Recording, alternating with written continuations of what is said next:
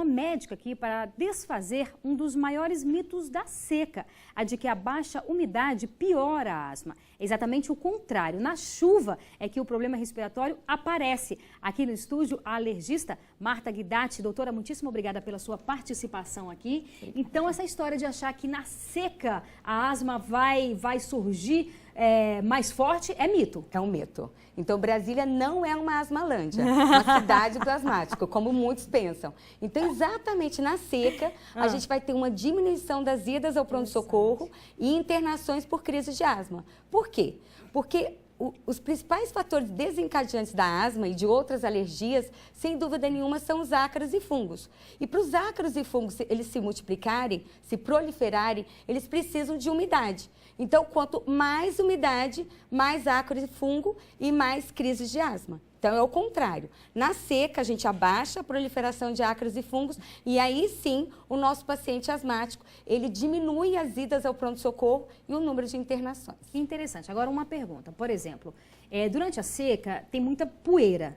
Essa poeira, ela prejudica o sistema respiratório, mas não necessariamente vai afetar a questão da asma, é isso? A gente vai ter ainda casos durante a seca por causa desses fatores irritativos para as nossas vias aéreas, mas não tanto igual a gente tem no outono e inverno.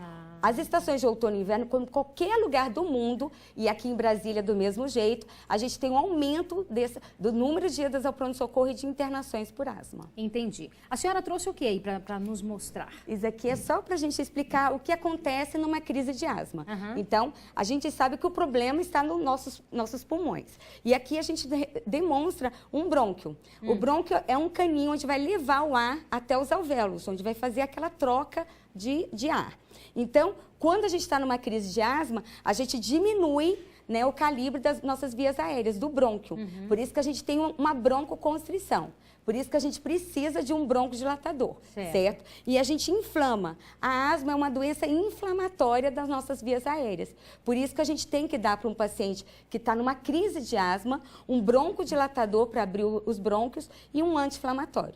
Então, aquele paciente que tem crises de tosse, de falta de ar, de chiado no peito, esse paciente deve procurar um especialista, se for possível, em alergia ou pneumologia, para segui-lo e o tratamento que seja ambulatorial, que esse paciente não só receba um tratamento só nas crises. Para evitar uma profilaxia, para evitar que se tenha as crises. Exatamente. Então, no tratamento da asma, a gente tem 3 aspectos. O primeiro, o controle ambiental. Como a gente sabe que os principais fatores desencadeantes estão na poeira doméstica, a gente tem que fazer o que a gente chama de controle ambiental. A gente tem que indicar para o paciente asmático o tratamento, então, das crises. Então, o paciente começou a ter uma crise de asma, ele já está sabendo o que ele vai ter que usar na crise. E um tratamento profilático, aquele a longo prazo, para que ele não tenha uma crise de asma. Certo. E, por exemplo, é comum as crianças terem asma? Eu percebo assim, meu filho tem, vários coleguinhas têm, então é comum ter? 85% dos casos de asma vão apresentar os primeiros sintomas nos primeiros 5 anos de vida. Então, aquele paciente que está apresentando esses sintomas, o ideal seria que realmente procurasse um especialista. Agora, ele já nasce com isso ou ele adquire a doença? Não. Então, o asmático, ele não... eu quero ser asmático. Não dá.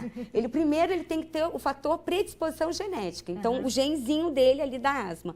E segundo, o ambiente. Então, esses 2 fatores é que vão fazer com que esse paciente, ele comece a ter os primeiros sintomas da asma. Quais os cuidados que os pais devem ter dentro de casa, no quartinho da criança, onde ela costuma ficar mais? Então, diminuir a exposição à poeira doméstica, porque lá vão estar os ácaros. E não é o micro-organismo ácaro que vai dar alergia, são as fezes desse ácaro. Então, é encapar o colchão e travesseiro com materiais impermeáveis.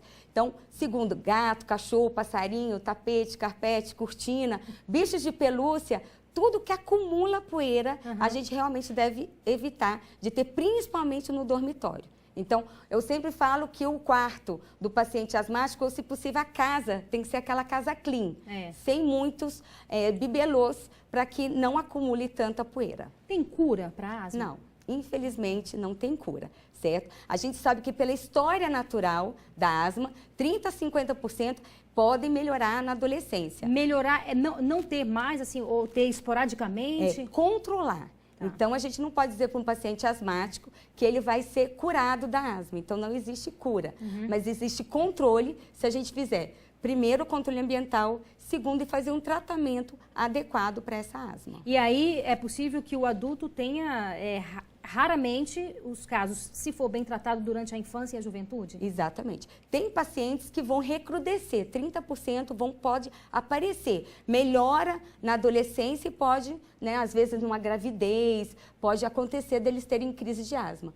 Quanto mais cedo a gente diagnosticar esse paciente e começar o tratamento, menor vai ser a perda da função pulmonar na vida adulta. Então tem que tratar adequadamente esse paciente. Então, quer dizer, a gente teve uma forte chuva ontem, vai chover esporadicamente, né? Mas até, de acordo com a previsão, no começo da segunda quinzena, portanto, de setembro, já deve começar até outubro, com a vinda da chuva, os casos devem piorar. Exatamente. Para então, desespero das mães, né? Exatamente. A gente aumenta essa proliferação de ácaros e fungos e essas mudanças muito bruscas de temperatura, às vezes vão fazer até infecções virais e às vezes até bacterianas, que podem, então, predispor a crises de asma. Então, sempre fazer todo o controle ambiental e tomar todas as vacinas do calendário ideal de vacinação. Maravilha. Só uma última perguntinha, Dani, com relação ao umidificador de ar. Sei que muitos são contrários, outros dizem, pode ser. Qual a avaliação da senhora, que é uma especialista no assunto? Exatamente. Apesar de muitos médicos recomendarem, o que está na literatura médica não é indicado. Por quê? A gente, aumentando a umidade, a gente vai proliferar os ácaros e fungos e outros micro-organismos que são potencialmente nocivos à nossa saúde. Então, eu sempre falo, a gente tem que hidratar o nosso corpo. É tomar pelo menos 2 litros de água por dia. Esses líquidos vão incluir a água de coco e sucos naturais. Não vão incluir as bebidas alcoólicas nem gasosas.